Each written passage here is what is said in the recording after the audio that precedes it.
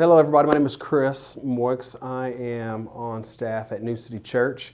A couple years ago, we read through the book called The Forgotten Ways.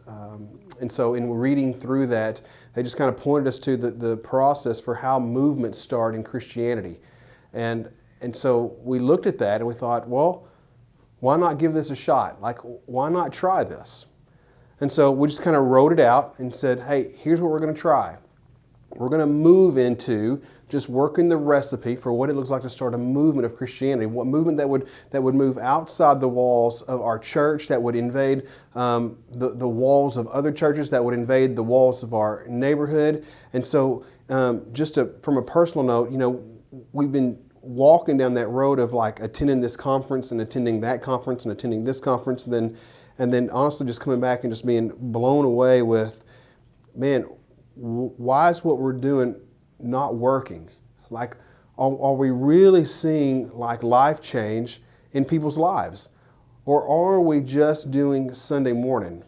And so, like, we would do Sunday morning, we would have connect groups, we would have the normal box, everything that people before us have handed us and said, hey, here's how you do it, and here's how you do it well. And the more of these you get, the more of these connect groups, the more of these people that show up on Sunday, the more important you're going to be. And so we've kind of moved into a place of like, we're like, listen, we appreciate all that's been done. And we understand all that's been done, like we understand, but we think there's a shift coming. And so it's not like we're taking the box and handing it back, but we're taking the box and saying, can we make this box better? And so taking you into the idea of how you start a movement, all right? It's got 5 pieces. Actually, it really just has 4. The first one is there's a white-hot faith among your people that Jesus is Lord, all right? And what that means is that Jesus has the right to every aspect of your life, okay? And so Jesus has access to your marriage. Jesus has access to your computer. Jesus has access to your money. Jesus has access to your relationships. Jesus has access to your bedroom. And I know we've heard that 1,000 times, but what does it look like for a generation of people who actually live that out? And how do you move into that? My good friend, when we first started this, he said, how do you get a white-hot faith? Right? Like, how do you get a white-hot faith? Without persecution, you can't have a white-hot faith. Well, if that's the case, then we might as well just stop where we're at. We might as well just throw in the towel. Like, what are we giving our lives to? Like, what are we trying to do with our lives, if not for a movement of Christianity, if not for a movement of Jesus as King? Like, what are we trying to do? And so here's my response on how do you get a white-hot faith. You start living like Jesus is Lord. Like, you give Him access to those things, and when they are painful, He tells you that in John 11, that if you believe, you will see His glory. And we've watched this time and time again. We use a tool called the Learning Circle to help us say, what is God saying to me, and will I live it out? And we've watched men and women do some horrific things, just some very hard, like if I was to tell you the stories, you'd be like, I cannot believe that people are doing this. But when they do, the Lord always does His thing, and man, He kindles a burning flame in them, and the next thing you know, they're doing it again and again and again. And so we're watching people get a white-hot faith. The second thing after Jesus is Lord is that, man, you're committed to discipling. And people will tell you all the time, so they're like, I know, I'm already discipling. Like, I'm discipling in my job, I'm discipling here, and I'm not here to argue that, but I would ask you, are you discipling the way that Jesus discipled? Like, if you remember correctly, Jesus went up on a mountain and He prayed all night. You can follow the story in Luke 6. He then comes off of the mountain. We don't know how many followers are there. We know that John the Baptist's followers have started to follow Him. But out of that crowd, He chooses 12 and He walks with them for 3 years. And so when I say you're committed to discipling, I'm asking you, not connect groups, not that you're evangelizing your workplace. I'm not talking about those things. I'm talking about, have you chosen your people? Like at New City Church, like, here's what we've decided. We're going to choose people. Like, we handpick them. The reason we do that is because of 2 Timothy 2:2. It says, invest in reliable men and women who will invest in reliable men and women. And so we handpick you. We've kind of moved away from connect groups, right? Ed Stetcher's last report, the one that he laid out, said 2/3 of the people in your church do not even know Christ. And so how do you disciple people, right? Like, how do you disciple? How are you moving them into a Jesus is Lord mentality? And I can tell you, you don't get it done in 12 weeks. The experts say it takes anywhere from a year to 3 years to fully disciple someone.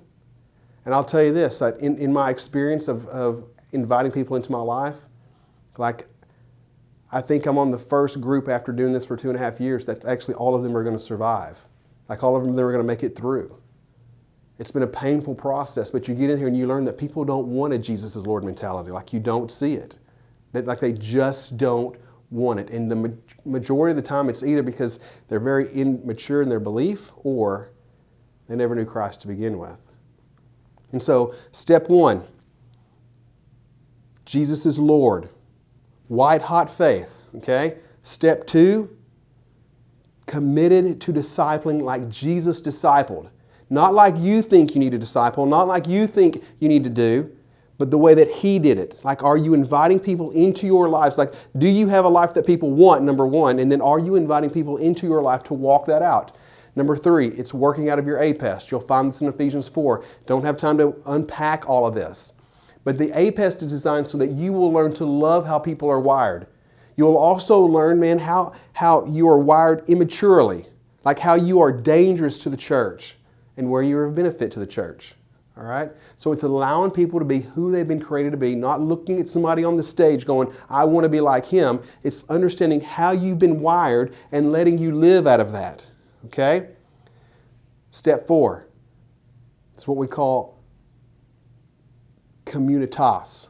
All right? Now, I hesitate to use that word because people will use that and say, well, what does that mean? And they'll translate it right into community. We are moving away from that. You want deep community, you learn how to disciple well. All right? But communitas means that it's a group of people who center around the mission. Like, if you remember what Jesus did, like after He chose His people, the next thing you find in Luke 6 is He goes out into the community and He begins to meet needs. Now, here's the thing. What you can get really messed up on is meeting people's needs. It wasn't the goal. What He was doing was He was teaching those 12 how to walk this out because He knew that they were going to be the model of how He would move His kingdom. And so the only reason we go on mission, number 1, is to bring our disciples to show them what it's like to serve and to be looking for new people to disciple. Does that make sense?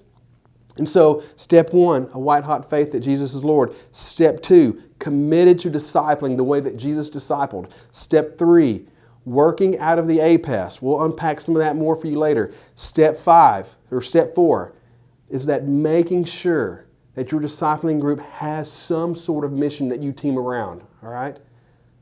And then if you believe what you read on the people who've studied movement, step 5 is the movement just begins to happen on its own. I believe we've touched into that just a little bit here at New City Church. Like, we haven't figured all this out. But here's what we know. Like, if you're watching this video, I wouldn't concern yourselves with step 3, 4, and 5. Right now, I would concern yourself with step 1.